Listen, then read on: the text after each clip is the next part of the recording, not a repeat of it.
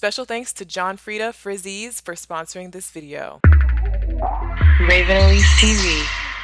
Hey guys, what's up? It's Raven. Today I'm here for a chit chat get ready with me video. I, of course, as you can see, have already done my makeup today, but I am going to be doing my hair for this video. So today I'm actually starting off with freshly washed damp hair because I actually want to straighten my hair. So basically I'm just going to be showing you guys how I straighten my hair. You're going to see me do the whole process, and I just wanted to chat with you guys and give you guys a little bit of a life update while I do it. Usually I do my makeup for these type of videos, but I thought, why not switch it up and do my hair this time? All right, so let's just jump straight into the hair before I start talking too much. Today I'm going to be using the John Frieda Frizz collection. I'm sure most of you guys already know about the John Frieda Frizz collection. It is tried and true. It is classic. It is a range of products that I personally have been using since way back when I first ever started doing my own hair. But in case you don't know, the John Frieda Frizz collection has an extensive range of products to help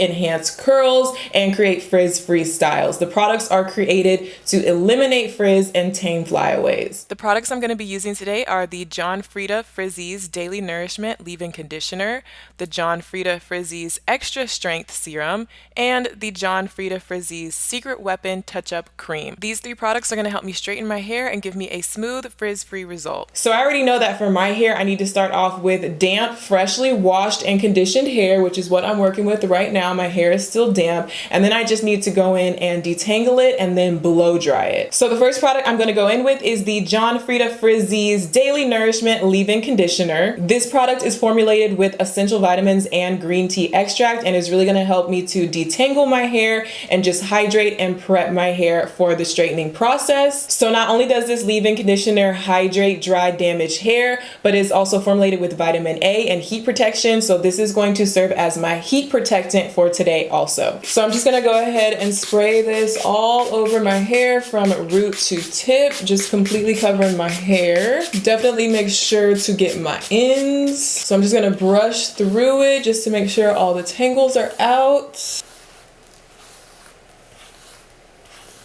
Next in my straightening routine, I like to go in with a serum, and I think it's important to apply your serum to your damp hair before you put any heat on it. It just helps lock everything in when you do put the heat on it, rather than trying to go back and put serum on it after you're already done straightening your hair, if that makes sense. So I'm gonna go in with this product right here, which is the John Frieda Frizz Extra Strength Serum. This is extra strength, so it is their highest concentration of their frizz eliminating formula. So I'm just taking 2 pumps of this and rubbing it between my hands, and then starting at the ends of my hair, kind of like the middle, working down to the ends. So I get the ends first, but then I'm going to put the excess up on the top. The ends of my hair are what need it the most, so I want to make sure I do that first and then kind of just distribute it through my whole head. I love this product because it does work on thick, coarse hair, but it is a very lightweight product, so it doesn't make your hair feel greasy or weighed down or just give a weird texture to it. Now I'm just gonna go in with my blow dryer brush. This is literally just a blow dryer and a brush combined in one, so you don't have to use a blow dryer and a brush. You can just do it with one hand. I'm gonna brush through and blow out my whole head.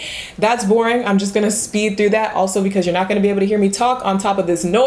So I'm gonna speed through that, and then we're gonna get to the actual flat ironing, and I'm gonna chit chat with you guys while I flat iron my hair. Okay, so this is my hair all blown out. It doesn't have to be perfect. As you can see, there's still some kinks right here, but it's just mostly to get it mostly straight and mostly smoothed out so that the flat ironing process will be a lot easier, faster, and I'll get a lot straighter, smoother results. My hair is getting long. Like, this is the longest my hair has ever been since 8th grade, because when I got to high school, that's when I started cutting my hair and experimenting with all different dyes and styles and stuff, and that's when I first started getting scissor happy. So ever since high school, I've constantly always like cut my hair and never let it grow to its full potential, if that makes sense. So this is my first time actually letting it grow for longer than like 1 year. One of the first things that I wanted to like chit chat with you guys about in this video is my hair and my hair length, and like what the heck am I gonna do with my hair?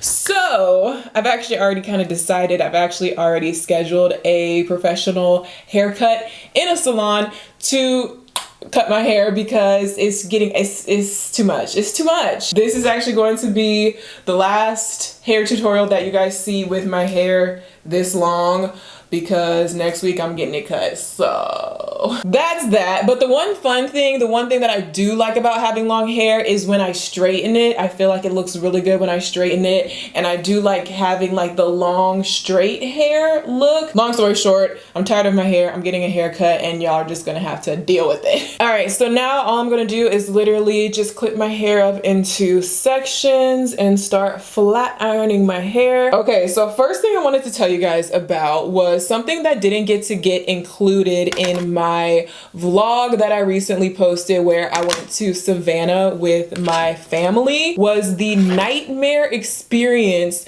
that we had in the airport trying to fly back home to Austin. It was the worst travel experience I have ever had in my entire life. So basically the whole trip itself was pretty stressful just because my mom was really sick the whole time. My grandma was having mobility issues. We were having to have her on a motor scooter and in wheelchairs and stuff in the airport. And Ziya is obviously not used to traveling, not used to all that stuff. And she's just kind of been going through a phase recently anyway, where her behavior, I'm not gonna lie, her behavior has been challenging. So the whole entire like 3 days that we were there, I was already stressed out and exhausted. And then we get ready to go home. We go to the airport. Ziya's acting a fool. We have 2 flights because we have to fly from Savannah, Georgia to Charlotte, North Carolina, and then from North Carolina to Austin. So it takes us 2 flights to get home. Right before we get on our first flight, we get a notification saying that our second flight has been canceled. Not delayed, not nothing like that, just flat out canceled for no reason. We don't even know why. So keep in mind, I'm in the airport with me, a 3-year-old, my mom who literally had bronchitis, pneumonia, something crazy. She was like dying and coughing up her lungs.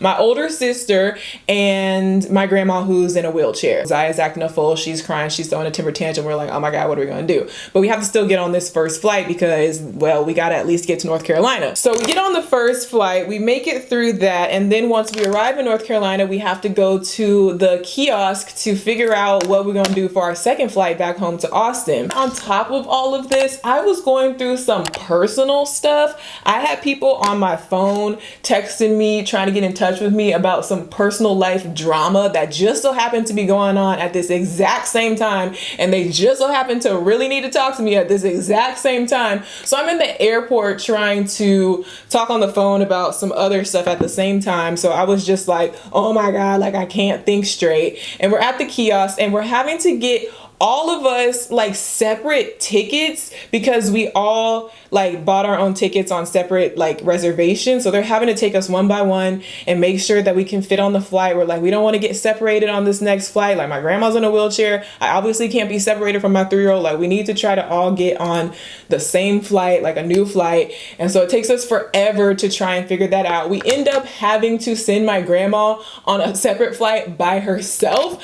And it was an earlier flight. So we were just like, okay, bye grandma. Hope you make it to Austin safely. Me, Ashley, my mom, and Ziya got on a later flight, but we had to fly from North Carolina to Dallas first, and then from Dallas to Austin. So it added in an additional flight. So it would take us 3 flights to get home. But whatever, we were just like, whatever, as long as we make it to Austin some kind of way. So we got those tickets. We had a little bit of time before our next flight left from North Carolina. So we're like, okay, let's go to a restaurant. We literally haven't eaten all day. We left for the airport in the morning time. Like we left out of the hotel at like 11 o'clock in the morning.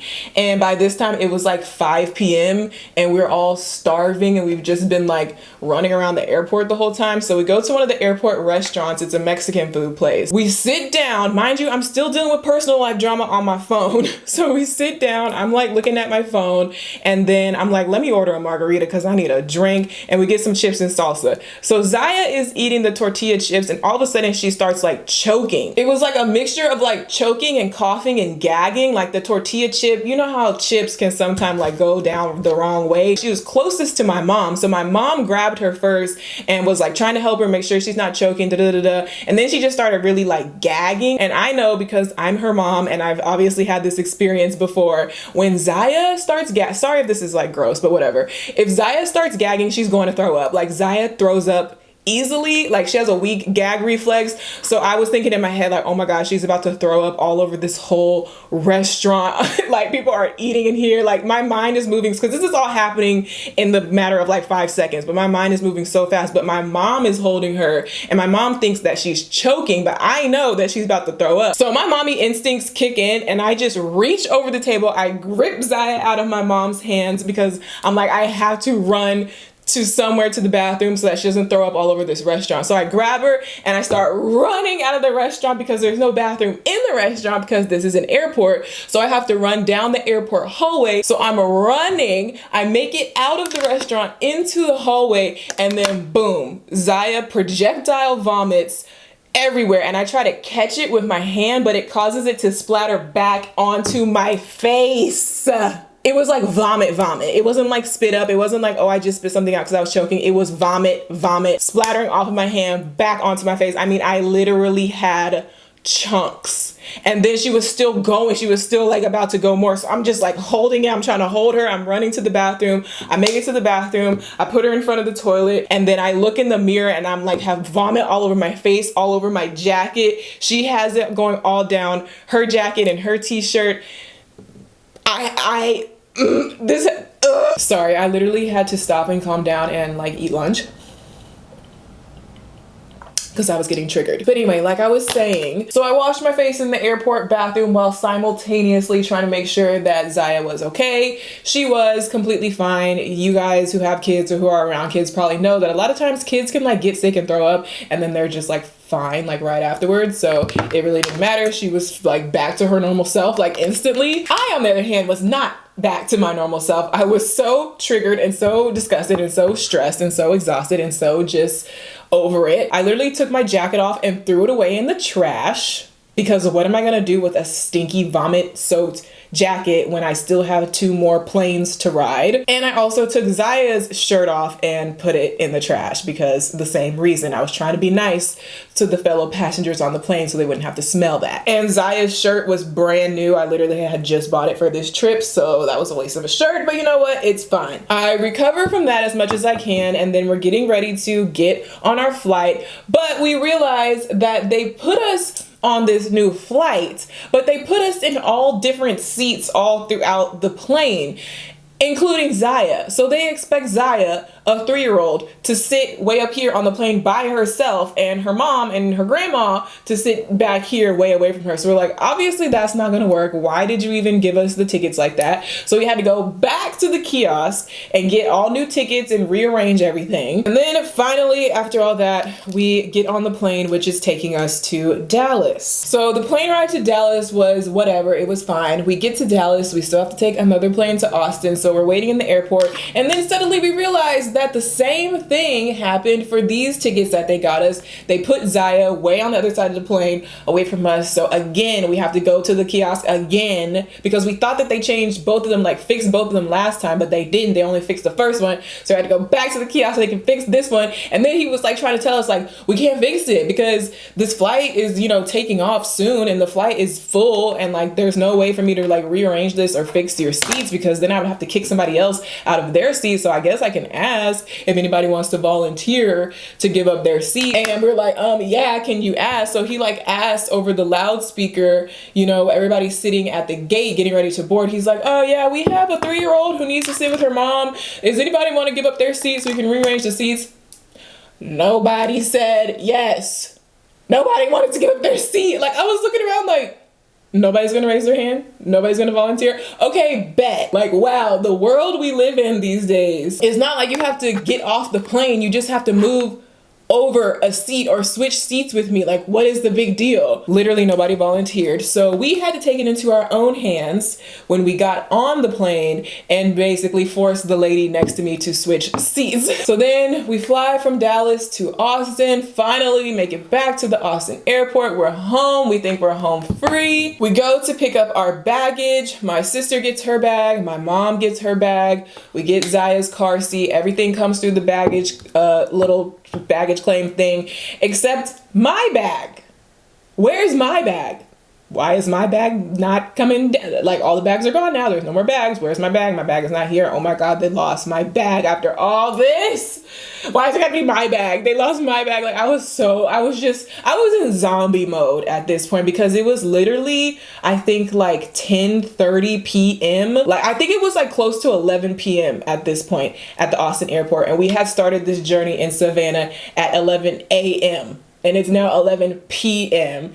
And after everything that has gone on, including my own personal issues that I'm dealing with over the phone the whole time, I'm like, no, they didn't. No, they didn't lose my bag. So we wait in this line to go talk to the people when you lose your bag people. Finally, we get up to the front of the line, and luckily the lady tells me that my bag actually got there way earlier than we did, so they wanted to keep it in safekeeping, so they took it and put it in the back of their office. So they had my bag.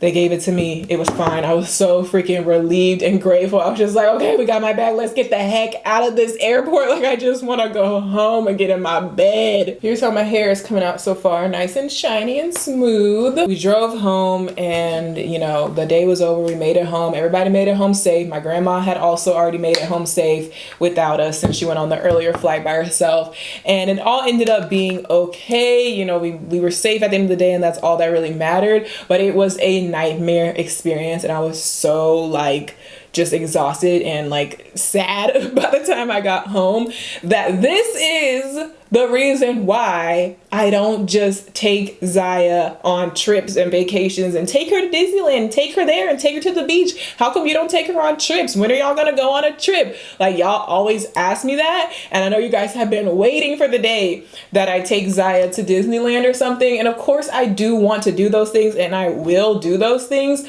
but right now, while she's only 3 years old and I'm a single mom and I've got a lot going on and I have experiences like this at the airport, I'm not trying to risk it by trying to go on a bunch of airplane trips with my toddler. Traveling, period, can be really stressful and really scary and really a lot of work. Plus, traveling with a 3-year-old just adds on to that stress and adds on to the amount of things that can go wrong. Once she gets to be a little bit older, we can definitely travel, and I definitely plan on doing a lot of fun vacations with her. But as of right now, like, don't expect me to just be taking Ziya to Disney World and taking her to the beach and all this stuff when she's only 3 years old. Like, I'm sorry, but I learned my lesson with this trip. I learned what to do, what not to do. I learned what to be prepared for. I learned how to handle crazy situations in the airport, so at least I'll be prepared for next time. Yeah, that was the story. When I talked about it on Twitter, some of you guys said I should do a story time about it, so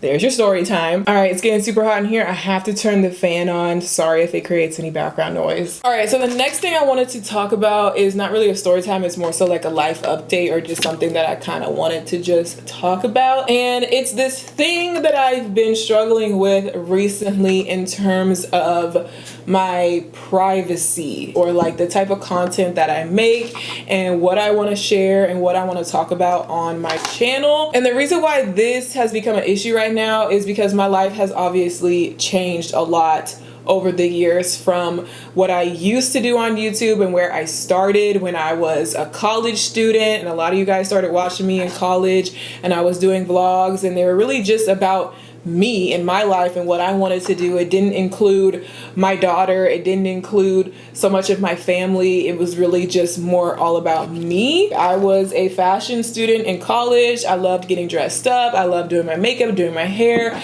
trying different wigs. So my content revolved around affordable fashion and beauty stuff that a college student could do or DIY at home.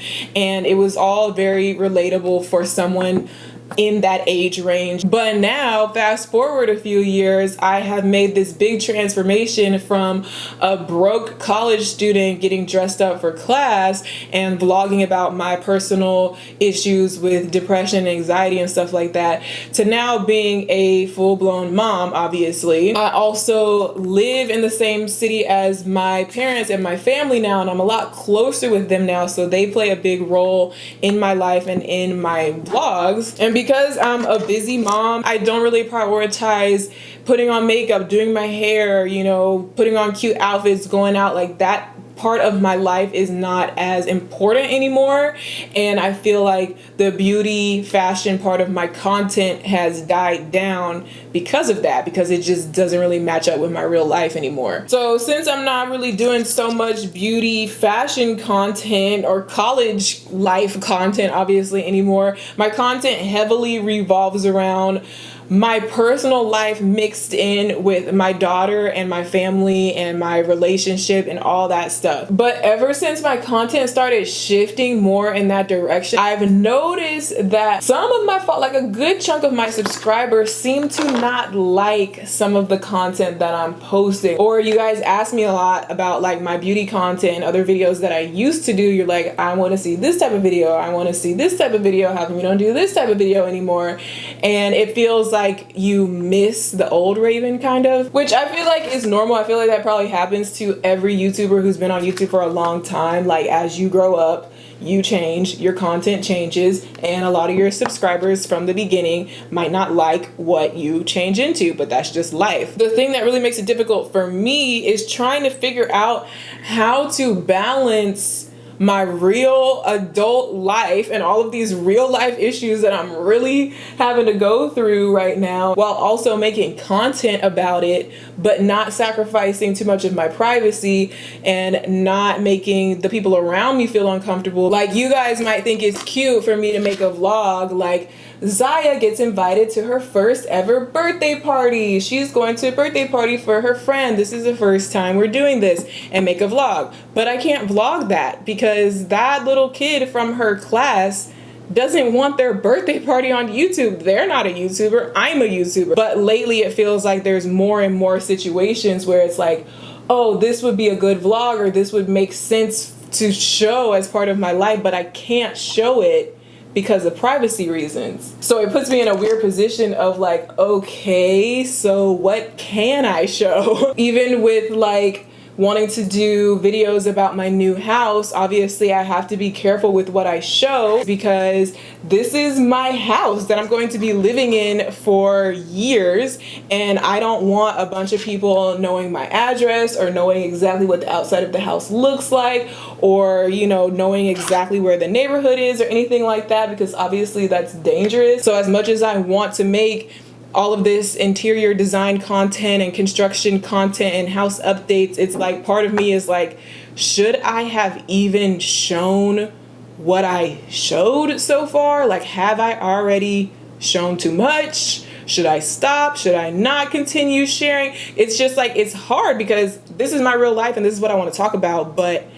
at the same time, this is my real life. The thing is, it's a lot safer to make beauty content, to be a beauty guru, because then I could sit in this room, I could do my hair, I can do my makeup, I can talk about new products, I can do whatever I want to do and make all my content sitting in this room. You guys don't need to know where I live. You guys don't even need to see the rest of my house. You don't need to see my daughter. You don't need to see my parents. You don't need to see my relationship. You don't need to see anything else except this wall, my face, and some makeup products. And it allows me to have full privacy for the rest of my life. But that content doesn't speak to me anymore. That content doesn't excite me anymore. That content doesn't mesh well with my real life anymore, because in real life, I don't wear makeup every day. So that's the reason why I'm not a beauty guru and why I don't have a beauty channel. And it's not to say that I will never do beauty content or fashion content. I mean, I'm making beauty content right now. So obviously, like, I still am going to make beauty content. I'm still going to make fashion content, but it's going to be what lines up with my real life. So real hairstyles that I really do in real life, real clothing that I would really wear in real life, stuff that like resonates with me and makes sense for me, which I think is fine, and I think that makes sense, and that I think that helps keep my channel like real and genuine, because then, you know, I'm talking about products that I would really use every day rather than just hitting you guys with a bunch of like random hair and makeup tutorials that might be really fun to look at but have nothing to do with my real life, because I just honestly don't get inspired to make content like that. The channel that I want to have and the content that I want to do is lifestyle content, family content, vlog content, reality, this is my real life type content, and taking you guys along with me through my life journey. But I just find it harder and harder every day to find that balance between content and privacy. Another part of that in terms of choosing what to share and what not to share is because I am growing in life. Obviously, I used to live in, you know, a little apartment. Now I'm moving into a big house. It's a big change, but I'm very grateful for that. I'm very thankful for it. I'm excited about it. I want to share it with you guys. I want to scream it from the top of the world sometimes because I'm so excited about it. But sometimes that could be taken badly. It could be taken as bragging. It could be taken as like, why do you have to show off everything you get, everything you have? Like when it comes to my new house or buying a new car and things like that, that I want to take you guys along for the journey. But then I still have this thought, like, should I show this or should I not show this? Like, are they going to take it the wrong way? Is it going to make them feel bad about themselves? But then it's like, I'm trying to inspire you and motivate you. I'm not trying to make you feel bad about yourself. It's just a delicate dance. One thing that I have decided to change, and I've made a decision about it because I always go back and forth about all these things, but I have made the decision that when it comes to relationships, I feel like for me personally, I need to have more privacy and be more careful with what I share and how I share it. That's like the one thing on YouTube that obviously can get really messy really fast. Also, because when it comes to like typical couples type video, like couples content, like doing challenges and playing games and the boyfriend tag and boyfriend does my makeup type videos, I feel like you guys don't even like those videos as much. I feel like a lot of you guys watch it just because you want to be supportive and you're going to watch everything that I post, which I appreciate. But when it comes to the content itself, y'all don't really want to see like cheesy couples videos. And I've gotten comments and messages from you guys saying like, we don't want to see corny couples challenges and games and pranks and things like that. Like, we just like your regular everyday vlogs of regular real life. We don't want to see like that planned out type content. I feel weird posting it in the first place. I feel like I need to have more privacy in that section of my life. So that is going to be one area that you guys are going to see a change. But I just hope that you guys are understanding at the end of the day. I know that so many of you guys have been following me for so long and you've seen my whole entire journey of like transitioning from who I used to be when I was like 18 years old compared to how I am now at the age of 25, and all the things in my life that has changed dramatically. I hope that you guys can be understanding of why I might act a little different, talk a little different, you know, carry myself a little bit differently now, and why my content is going to change too. But yeah, other than that, in terms of a life update, I mean, I feel like you guys are pretty updated on my life anyway because of my vlogs and because of everything that I share on all of my social media. There's not much that you guys don't know that I would want to update you guys on. There are things that I cannot talk about, that I will not talk about, that I still need to be careful of my privacy with and stuff like that. So you guys don't know everything and you guys are never going to know everything.